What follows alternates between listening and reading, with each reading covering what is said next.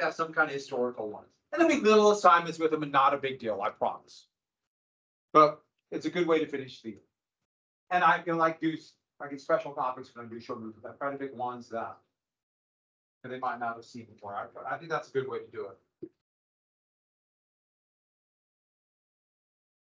Last year, I had my head, I showed a new movie, and the new movie was from 1981. So that's probably not that new.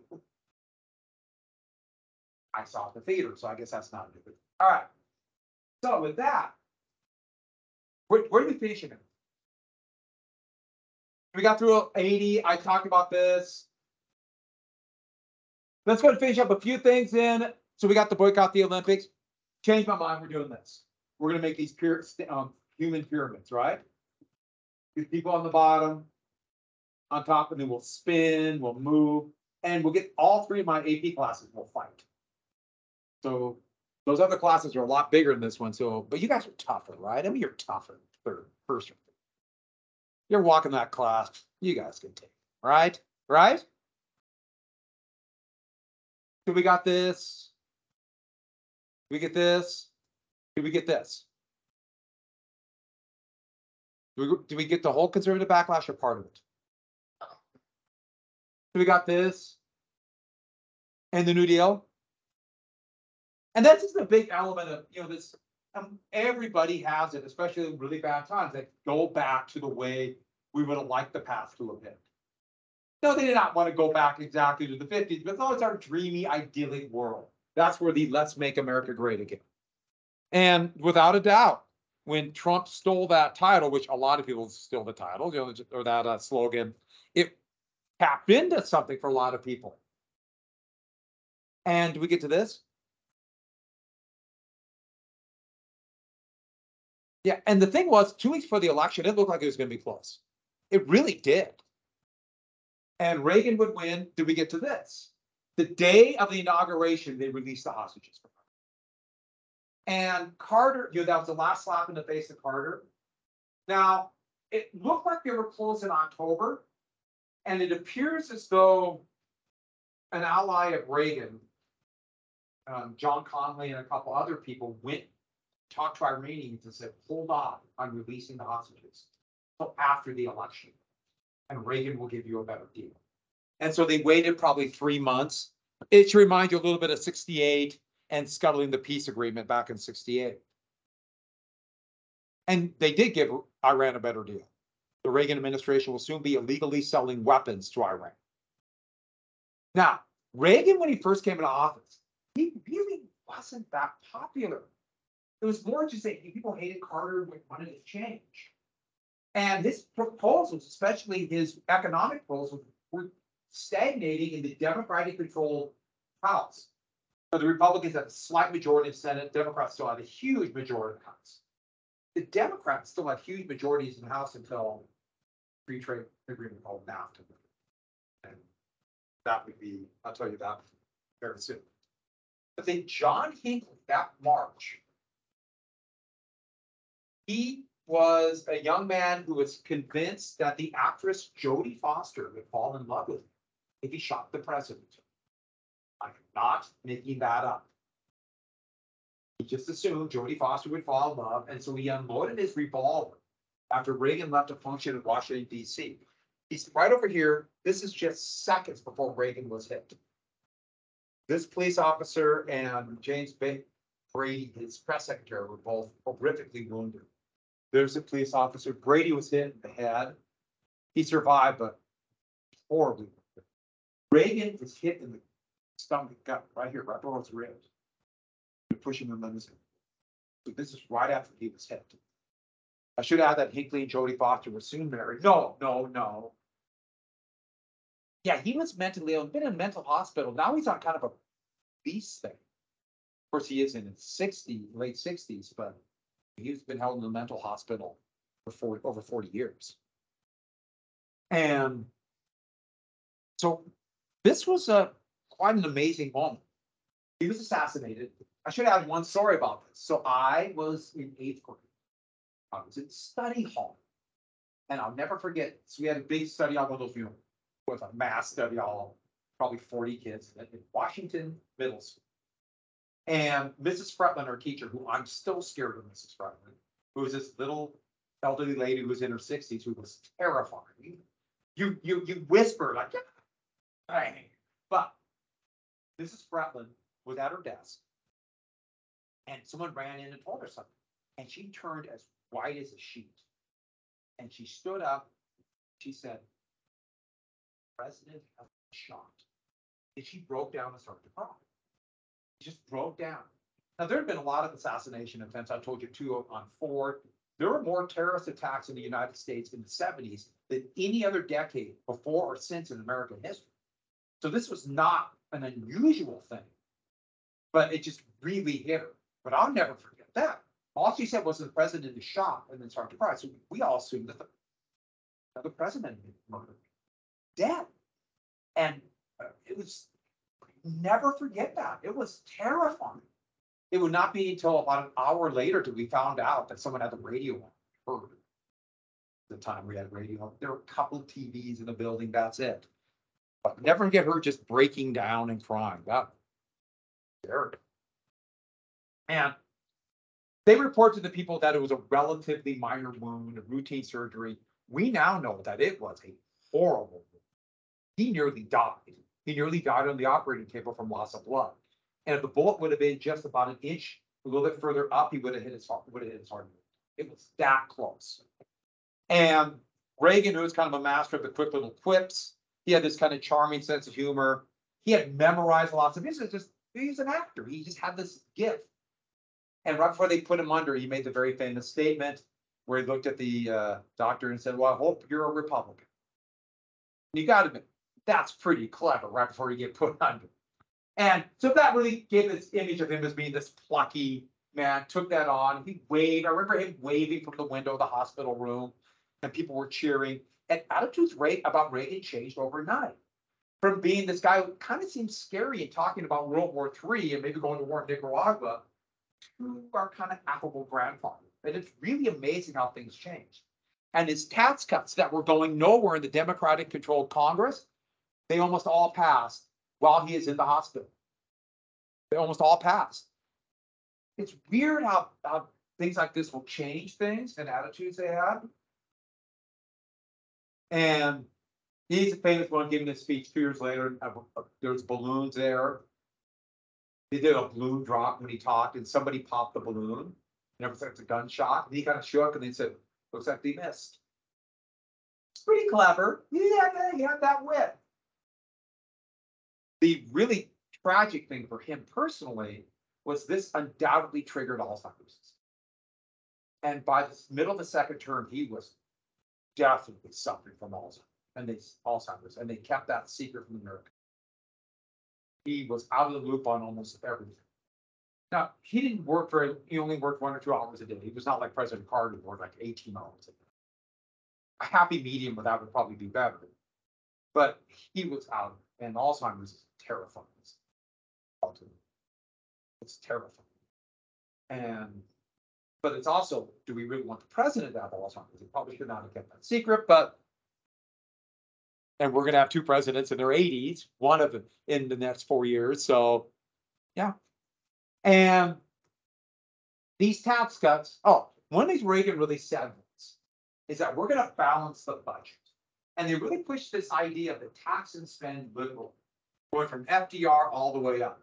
But this was basically a myth. Taxes were, for working people, were actually pretty low. Taxes for working people were going to go up dramatically in the Reagan year. And the deficit through much of the years of the liberal Keynesian economics as percentage of GDP was really pretty darn low. When Reagan took office, saying the deficit was too high, it was actually historically almost as low as it had been since the 1920s. There'll be a little glip here of the debt at the end of the 90s, and then massive tax cuts under the Bush administration combined with a economic downturn, and this is the massive tax cuts of the Trump administration. That's a deficit going. Now, I got to be clear about it. Some liberal policy was good and some liberal policy was bad, but it wasn't quite that way they said. And this is going to be called Reaganomics, which is supply side or trickle down. But it was called Reaganomics.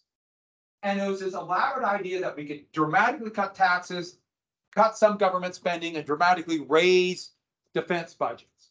And so there's going to be huge tax cuts, two massive tax cuts during the Reagan year for the very wealthy. Regressive means tax rates go down with the wealthier you get. And there'll be tax cuts, it'll go from 91.70 down to 28% of the highest marginal income country. And they did get rid of some of the deductions on taxes, but they all came back within about 2 years. Now, I should add, for most working people, their taxes went up dramatically. Social Security tax almost tripled. And that's the biggest tax that most people pay. Social Security. It's 12.4%. It's a big tax. Everybody pays it. If you work, if you have a job, you pay 6.2, your employer pays 6.2. If you're self-employed, you pay 12.4. It's a big, big, big tax. But so working people taxes went up. Also, massive deregulation. Now, there's a lot of environmental deregulation, given environmental rules. But the big deregulation was they just quit enforcing it. And they basically are not going to be enforced for the next 40 years. This is the era where we start getting the monopolies. And now we are dominated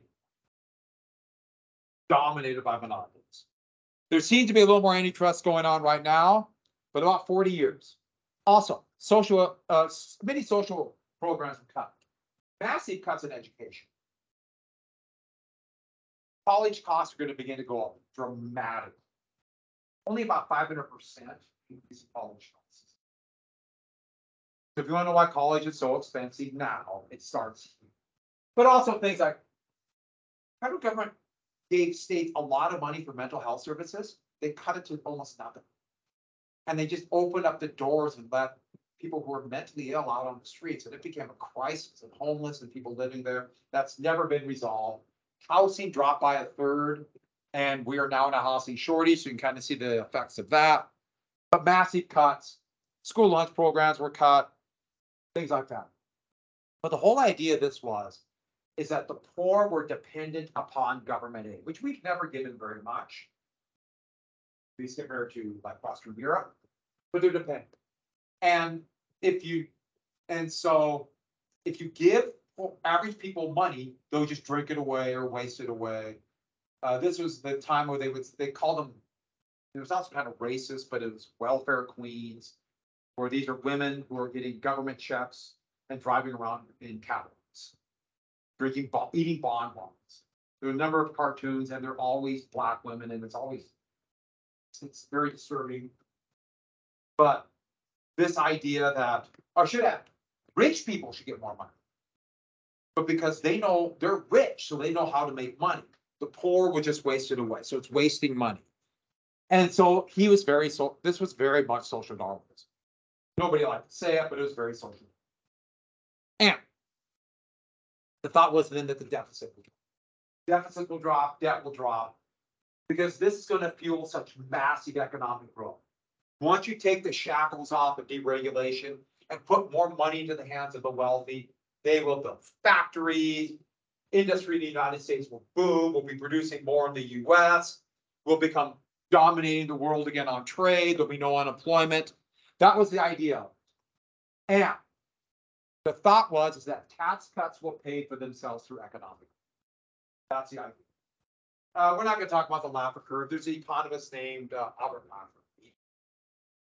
But basically saying, you cut taxes, there'll be so much economic growth. Now, those of you who look ahead in American history know that actually we didn't really build a lot of factories here. Now we build almost nothing here. So that didn't quite happen. And we should add, this is the yellow line of the tax cuts as percentage of the GDP. Tax cuts, revenues dropped pretty dramatically. And they would begin to go up here, but that was partially because of the massive increase in Social Security taxes. And so they did not go up. Here's another thing saying that potential revenue dropped dramatically. And so it did not do what they said. And no, it did not cause the industry. There would be an economic boom, but a lot of it fueled by speculation. And in reality, Reagan administration will have the largest deficits. Now, I should add, we're talking about compared to inflation. Like the last year of President Trump's administration, but the number was significantly larger than any time in history. And the first year of Biden's was just as big, but there's been a lot of inflation. And so it did not do what they said. Kansas would try this, other states would try to do the same thing in their state, and it didn't work. Montana's trying this massive tax cut for the wealthy to encourage wealthy people from out of state to come in, buy land, buy real estate, fuel economic growth. That's what's happening at this moment right now in Montana. That's the plan. We'll see. And click. At the same time, there's massive increase in defense. Massive. A 10% increase, the largest peacetime buildup in history. And most of this, therefore, has come from borrowing. So we have to deficit spending. And Reagan called it a window of vulnerability. Do you remember the bomber gap and the missile gap? Is that not familiar with you guys? You remember that? That's what the window of vulnerability. That the Soviets have now built so many weapons, so many tanks, that they're ready to attack at any time. And I remember like seeing Newsweek covers and magazines covers saying, you know, nightmare for NATO and the Soviet tanks coming. And these awesome Soviet vehicles, like this was an armored personnel carrier called the BMP-3 that would just run over the West Germany, US, British forces. And the constant fear of nuclear war. And this would always, I remember this article, I remember when this came out, the creepy face in the mushroom cloud. The fear of nuclear war in the early 80s was almost as high as any time in history. Now, there was a window of vulnerability, but the Soviets were in actually free fall economically. And the Soviet Union was destroying itself. After years of trying to catch up in the 60s, it's now falling apart by the late 70s. I should add, the Russians are still using these in Ukraine, and Ukrainians have these things. And they have aluminum armor, so they're lighter. So aluminum armor, it's anywhere from 30 millimeter, it's not 30 millimeter thick. And it would sound like a machine gun.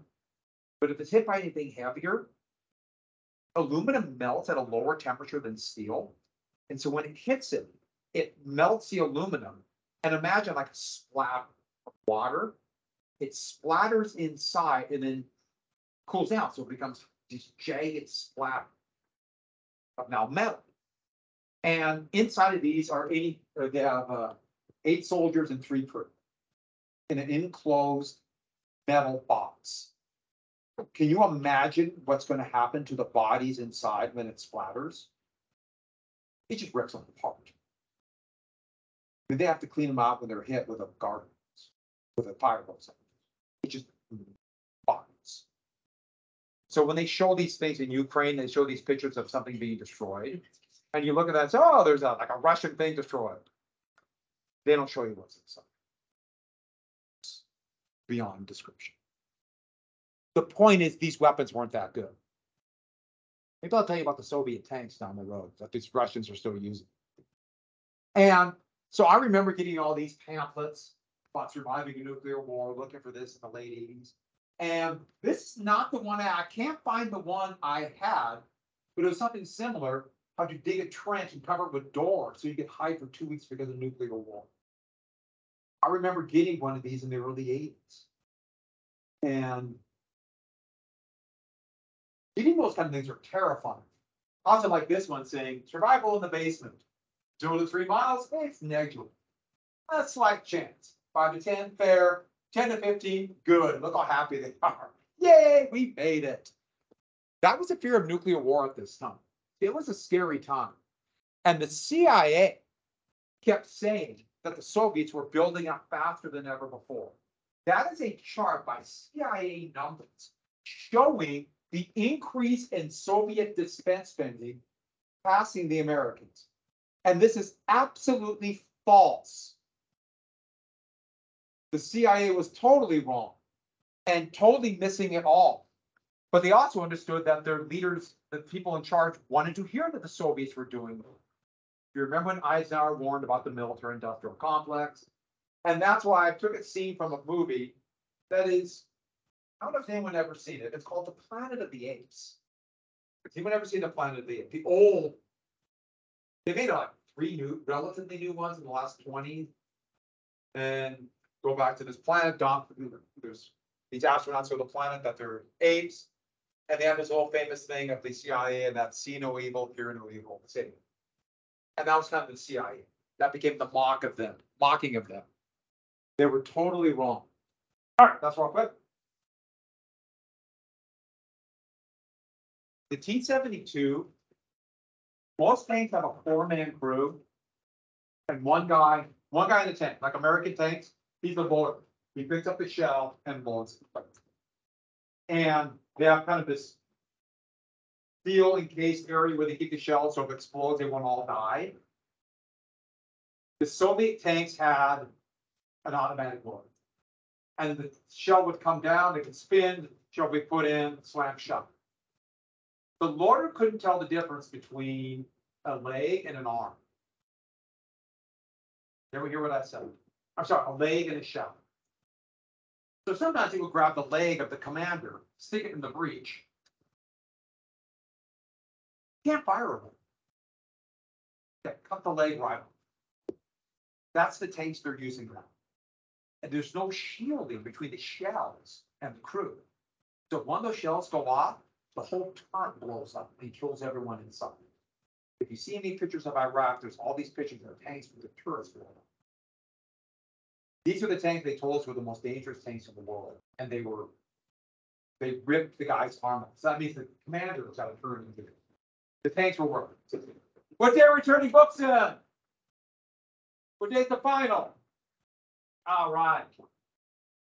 See you tomorrow. Thank you. Enjoy your second period. Please have fun in it. You're going to become very close friends. We should have to take the test. Look at it that way. You're going to be in charge of study on.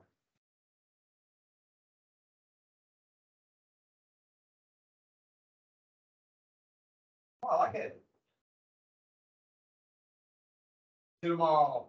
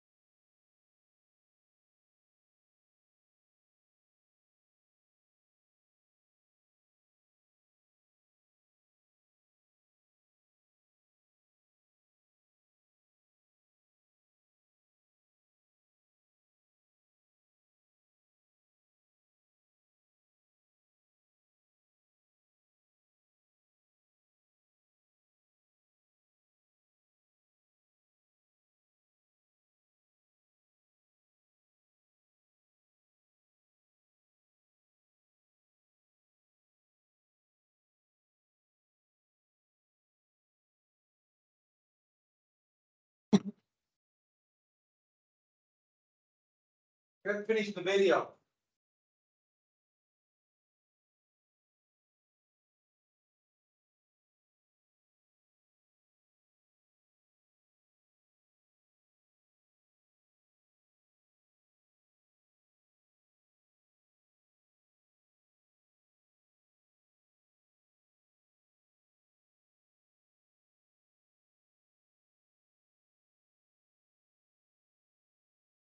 Did I collect that?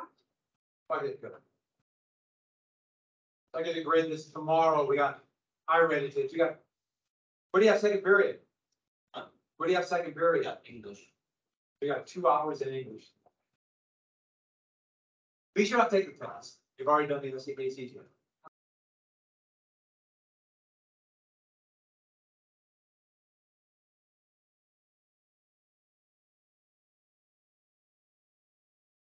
Good worksheet. You do during second period. I've studied them. No. Whatever.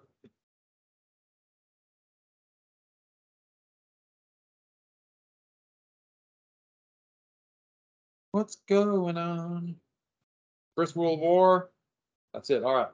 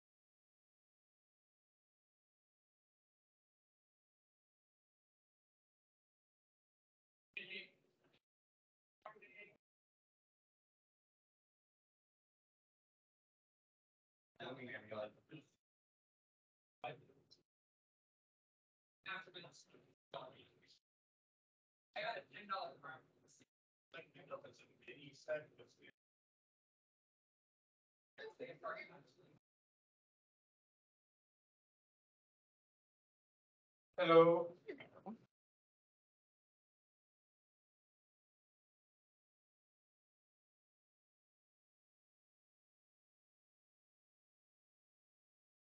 Conversations. Do you really want to take this question?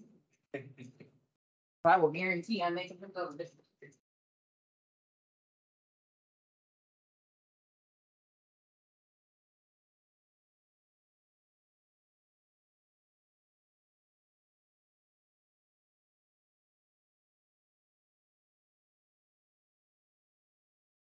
Yeah. It went behind.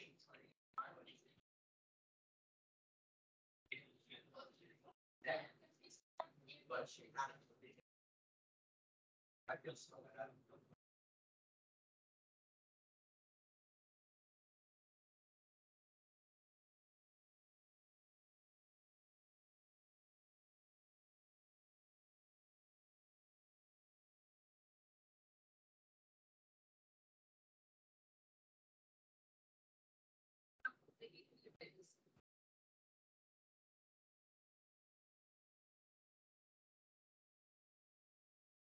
Oh.